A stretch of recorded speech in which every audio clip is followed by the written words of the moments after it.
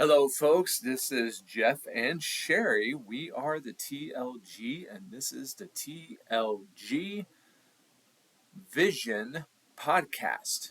And Sherry, how in the world are you doing today? I'm great. It's so good to be with you today. I'm glad to be here again in this particular position to talk to you and to give you some of our insight. What are we talking about today, Jeff? Well, I was thinking today, we've been doing this, or let me rephrase. We started this insurance journey together. For me, back at the beginning of March, so this is something that we're trying to really take off together. We officially started the TLG a few months ago, so trying to get that up and going. And I was thinking to myself, this is actually a pretty scary journey. How so? It's a scary journey because it's in an arena that I am not familiar with. I've had to face a lot of my various weaknesses and insecurities in this, such as doing a lot of work on a computer, doing a lot of work with paperwork, and things like this. And I'm just not naturally geared towards that sort of thing. So it's been a lot of trying and stretching my comfort zones and things like this. And again, it's I know it's good for us, but it hasn't always been fun. What about you? Well, it's definitely something that we get to struggle through together. So that's really nice. It's it has put us out of our comfort zone. It has stretched us, and we get to rely on each other when we do this Mm-hmm. kind of thing. When we talk to people and introduce people to what it is that we're doing and why we are the TLG. And but it made me think. This is not the first time that we've been thrust out of our comfort zones and into a whole new way of life. I can think back to there was once upon a time. See, Sherry and I, we met in college, and I was really thinking about this because I was listening to another recording about it with another podcast that I was doing with a friend of ours, and we were talking about adventure. And I remember one of the first adventures I've had in my adult life was when I made that shift from college to ministry. And and that would be originally back in 2000, and I started preaching school in 2001. But the side of that story that did not get told was the Sherry side. And so it was interesting because Sherry and I we first met in 1999, and then we had a class together in 2000. And so we actually started going out together in May of 2000. And I had kind of a life career change where I discovered that I wanted to go into ministry the Thanksgiving of 2000.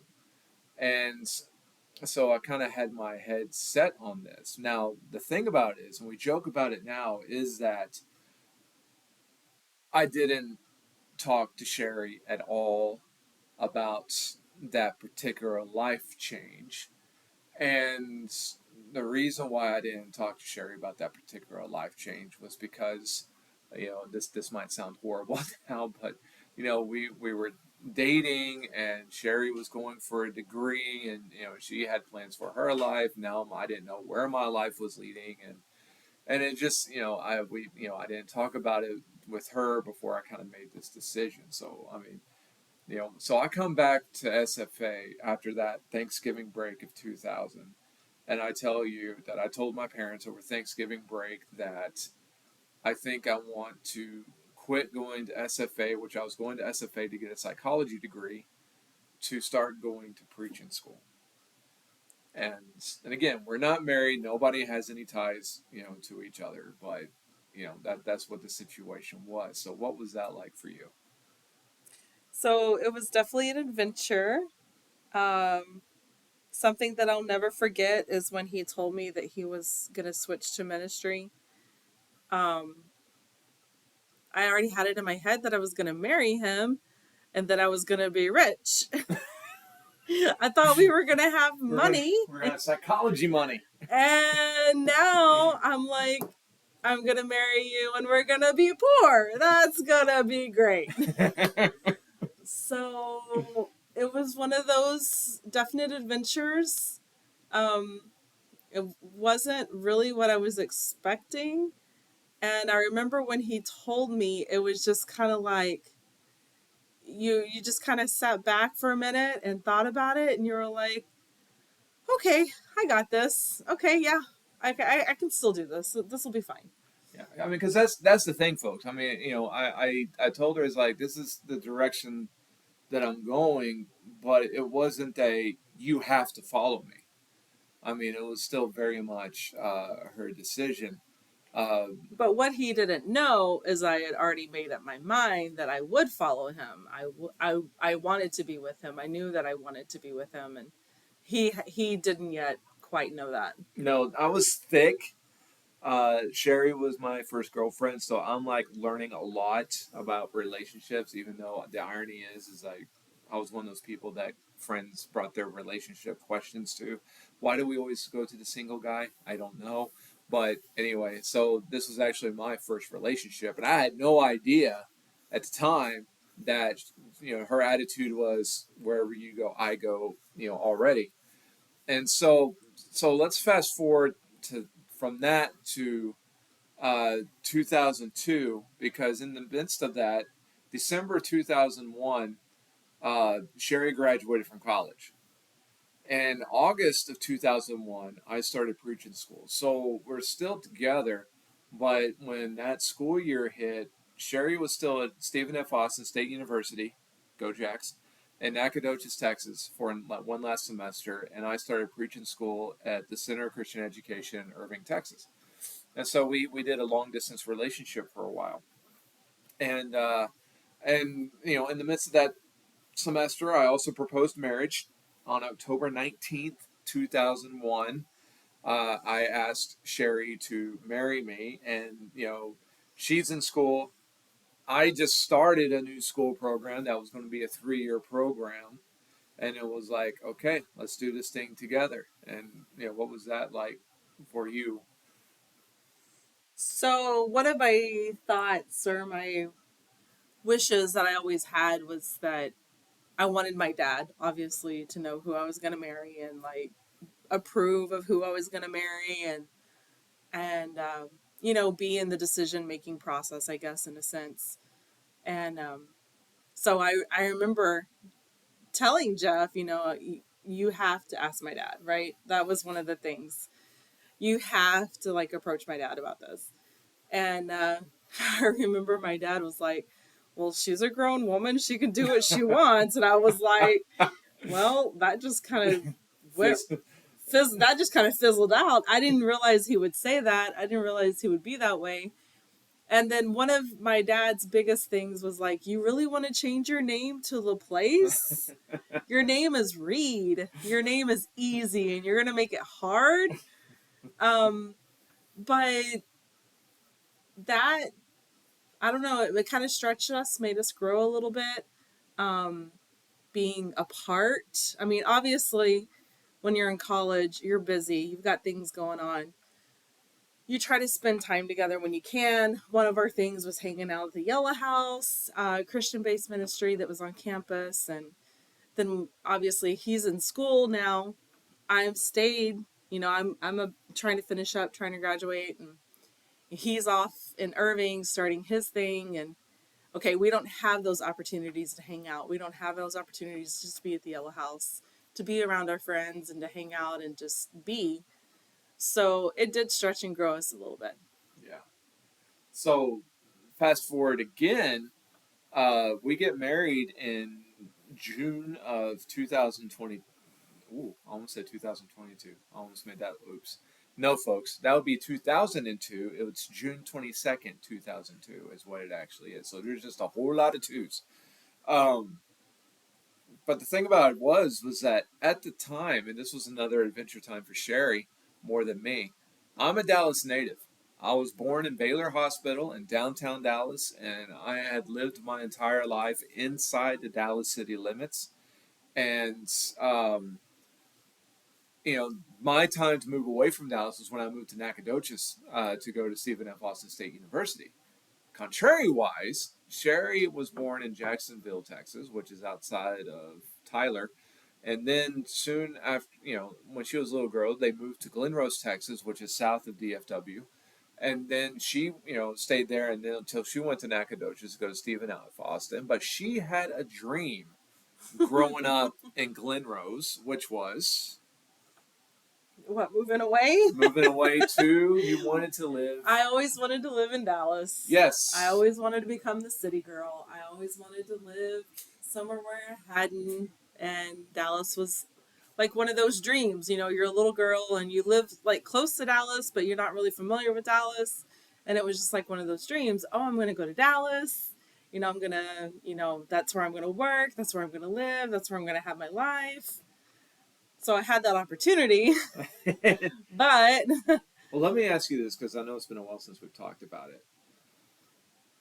After we're married, again, I'm going to say you moved because, again, I was born and raised there. But how quickly did the shine of the big city leave? And you're like, oops. Just a few months. Just a few months of being there. Was it the traffic? The traffic, the driving, the distance, the just the craziness of the busy life itself.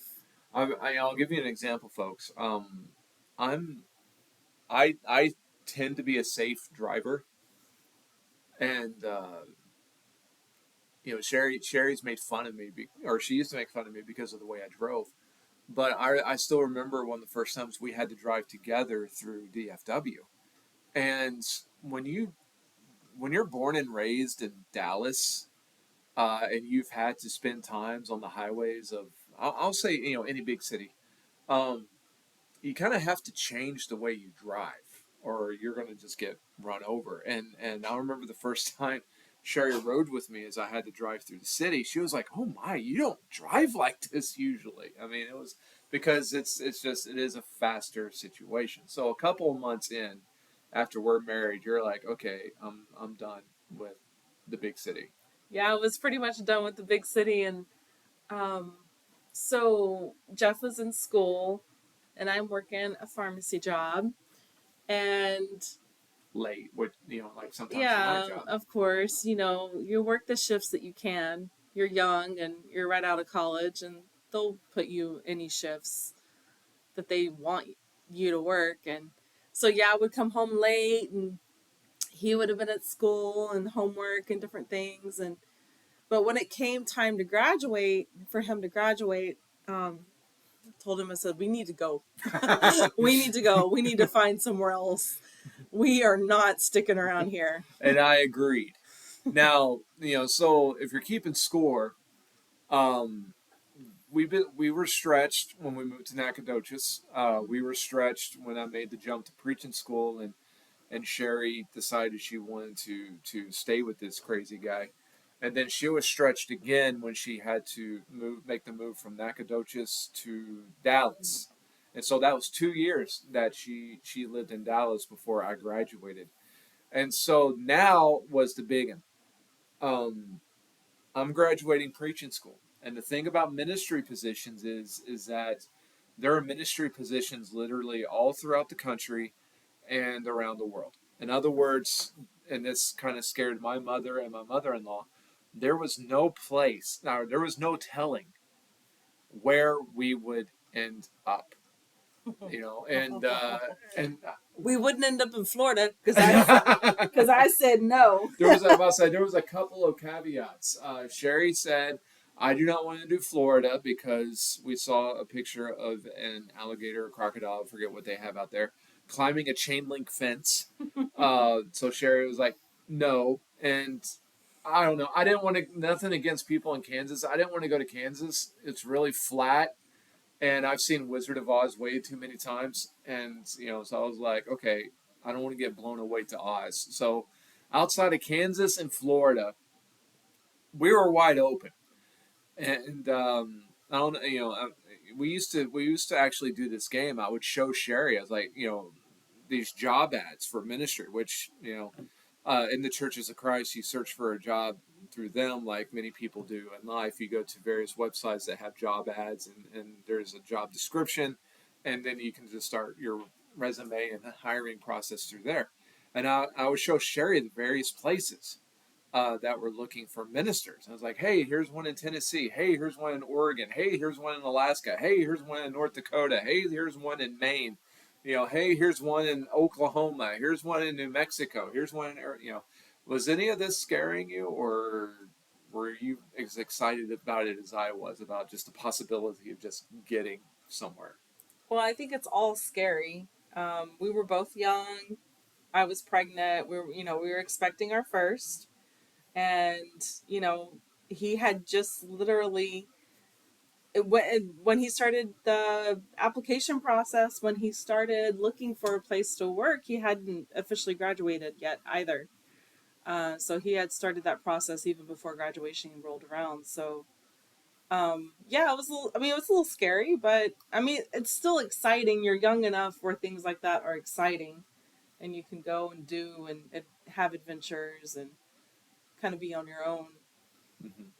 And so after being shot down, and again, my mother and my mother-in-law hearing about the places that we were applying, like all the states that I mentioned earlier, they're like they would just get this look, like, that's so far away, and it's like, yeah, but I not only did we not want to stay in Dallas, I didn't have the resume uh, or the experience to even try to find a church to serve in the Dallas area.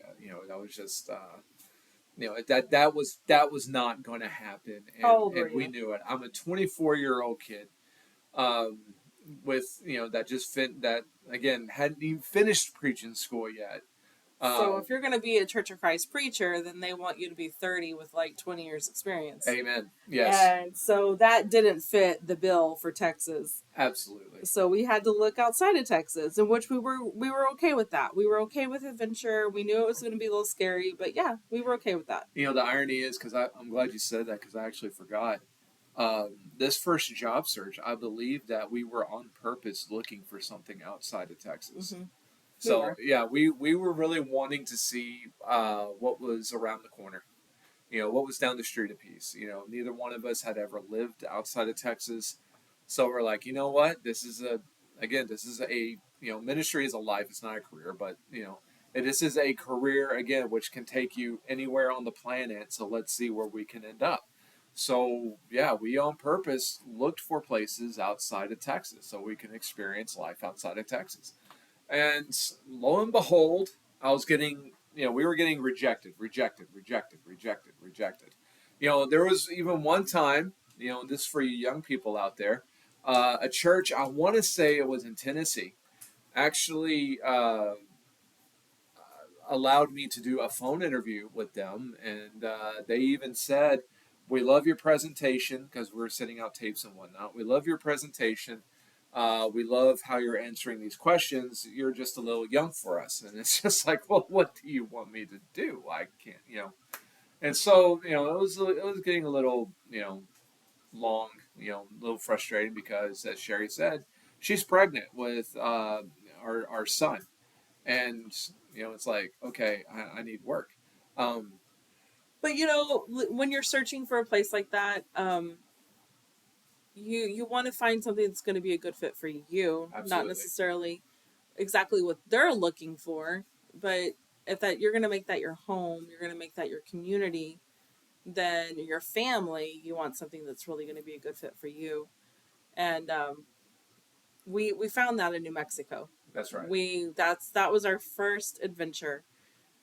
We moved to New Mexico. We were young and free, and two dogs and one on the way, and we ended up in New Mexico.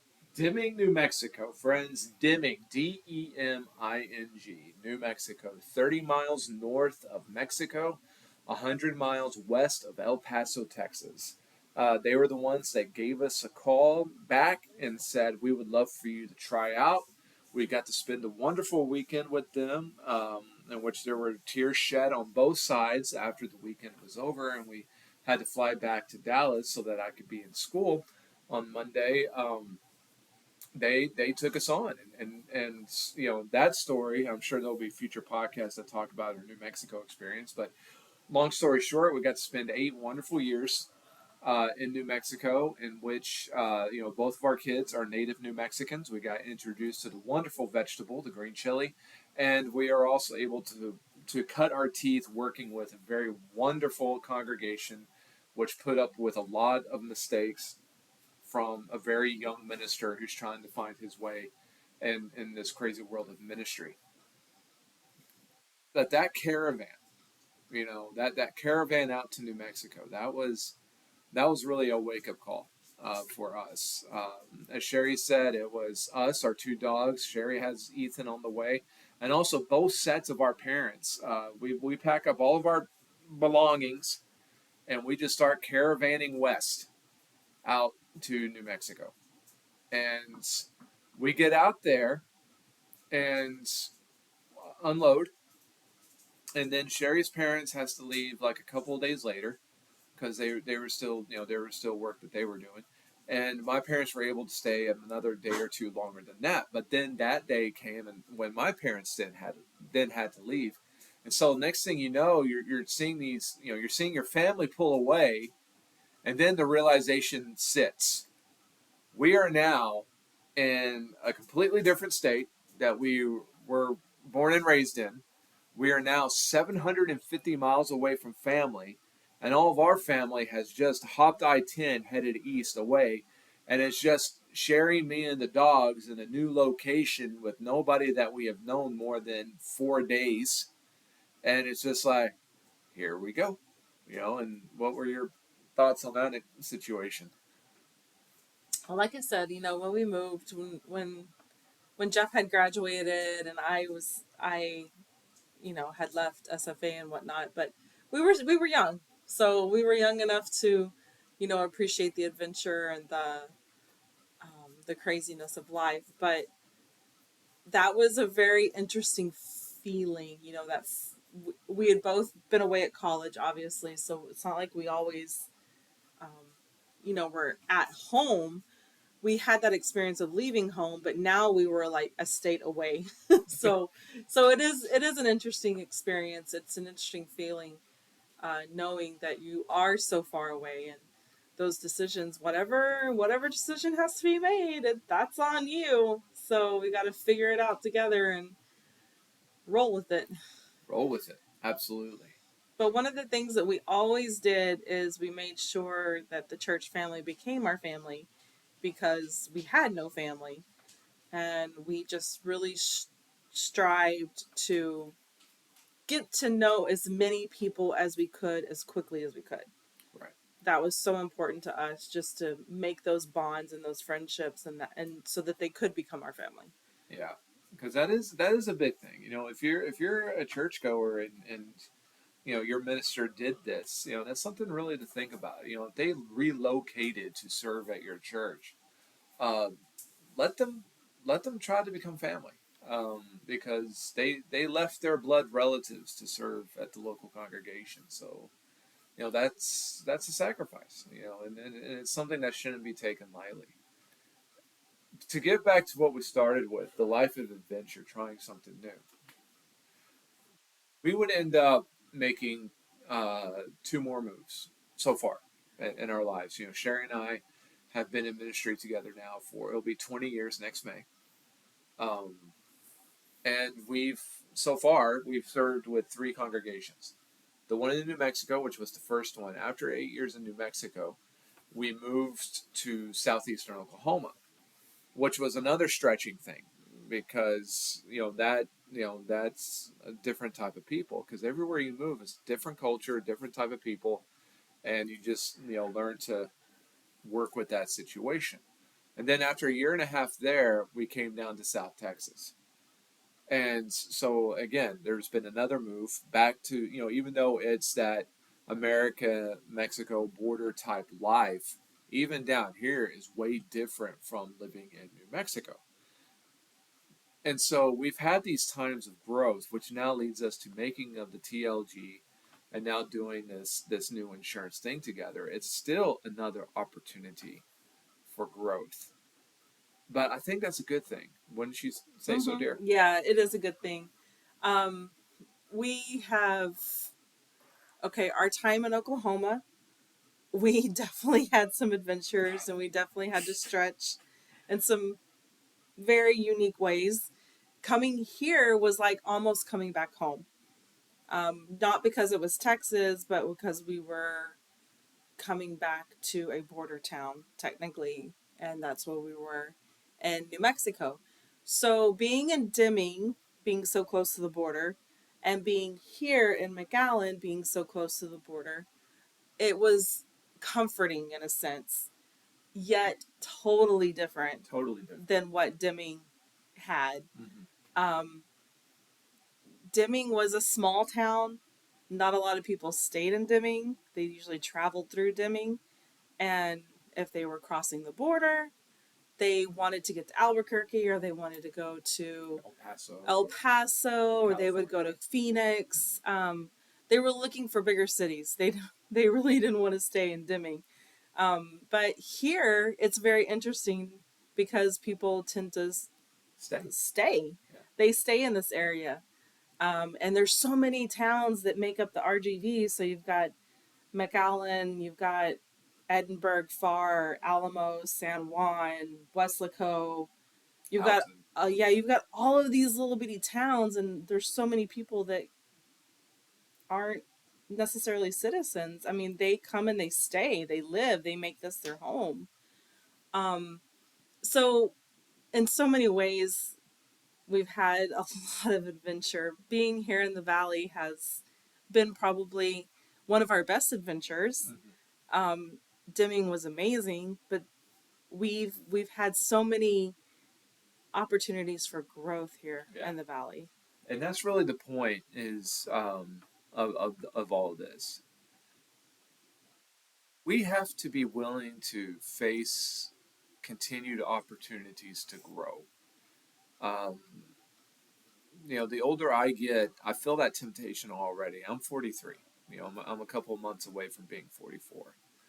But there's a temptation that tries to jump on me, and that is the temptation of comfort and familiarity, of being able to just grasp onto what I'm comfortable with, what I'm familiar with, what I know I do well, and I'm just going to do that, but I'm not going to try to grow anymore.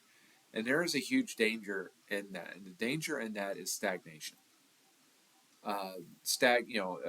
Stagnation simply means the unpleasant, poisonous atmosphere that could develop in, like, for example, of pool water that never moves.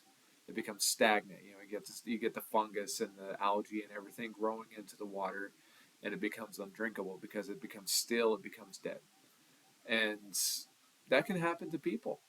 If we're not careful, that can really happen to people. That period of stagnation, and so that wasn't the only reason that we jumped into this insurance thing, or even with some of the move. This is really why we left New Mexico. Actually, we left New Mexico because we feared stagnation. And we were there for 8 years, and we learned that as long as we didn't do anything too radical, we could have stayed there as long as we wanted to. We could have retired there. I could have, that could have been our home until I passed away from old age. But But it's not what we really wanted. We yeah, really just didn't want to find a church where we could get so comfortable. right. We really wanted a challenge ahead of us, and Deming wasn't really presenting that challenge for us. Anymore. We weren't really finding it, or it just wasn't. I felt like it wasn't a good fit, especially towards the end. But coming here, um, like I was talking about, we just have so much more opportunity. We've had so much growth, personally, business wise, church wise, uh, expansion in our church family, friendships. I mean, you name it, we've had it. And that's really the key. it's really good to find ways in which you grow and stretch and find yourself in uncomfortable situations. Now, those who are listening to this and know me, you're saying, well, okay, you don't, you sometimes try to avoid stuff. Sometimes I do because I'm tempted to. But I also realize that's not good for me. What's good for me and what's good for people is the period of growth and the stretching and the pain that goes along with it. Because what happens if we don't do that is stagnation. What happens if we don't do that is that we just sit on the couch or we sit on our lazy boy and we just turn on the TV and we just start letting life pass us by without any growth, without any daring, without doing anything, just waiting to die. And that's really a sad way to live. So if you want to really start growing or really start stretching, do something that scares you. And again, we've shared with you today some experiences in our lives, in our married life, in which we were grown and stretched. And sometimes during the time, there was times that I've looked at Sherri in various times in our life together, and I think to myself, what in the world did I get us into? To which she would grab my hand and she said, "Don't worry, it's going to be okay." It has been.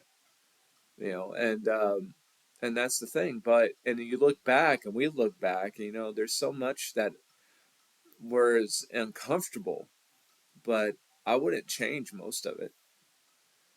I wouldn't, because I also know that I see now how beneficial it was.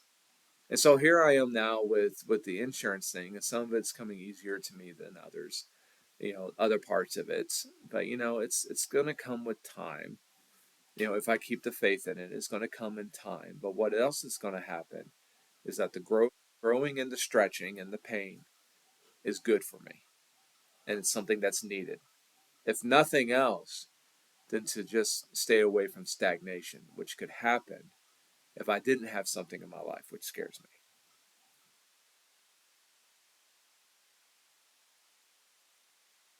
So, you got anything else to share, Miss Laplace? I think you hit it. Good job there, babe. Oh, well, yeah, you inspire me. So, folks, we hope that this next week or whenever you listen to this, do something that scares you. Oh, and also, just so that people don't tend to give themselves a hard time, celebrate something that you have done that pushed your boundaries, that got you out of the shell. That was something that those moments in life, like we shared with you, was a time in which you really kind of said, you know what, I'm going to throw it to the edge. We're going to do something different. Maybe it was relocation, maybe it was a new job, maybe it was a new direction, whatever it was. uh, you know celebrate that it was a way to battle stagnation, because that's really the key. We don't want to get stagnated. So as we wrap up tonight, where can they find you on social media, Sherri? So you can find me, Sherri Laplace, on Facebook. I have a lot of my family stuff on Facebook. But as you know, as a TLG, I do post some things on there for health insurance and life insurance. That is one way that we try to serve and help families. And where can they find you, Jeff? You can find me a few places. You can find me on Facebook under Jeff Laplace. I do a lot of everything from family to ministry, just to insurance and other stuff on there. I am also now on Instagram under Preacher Man Jeff, and also on TikTok under Preacher Man Jeff. So you can find me in those three locations, plus the TLG YouTube page, which there'll be links for that, on this video. And so again, grace and peace to you all. We will talk to you next time. Thank you so much for listening in. I hope this was a benefit to you, and do something that scares you, stretches you, and have some adventure. Amen. We'll talk to you all soon. God bless. Bye bye.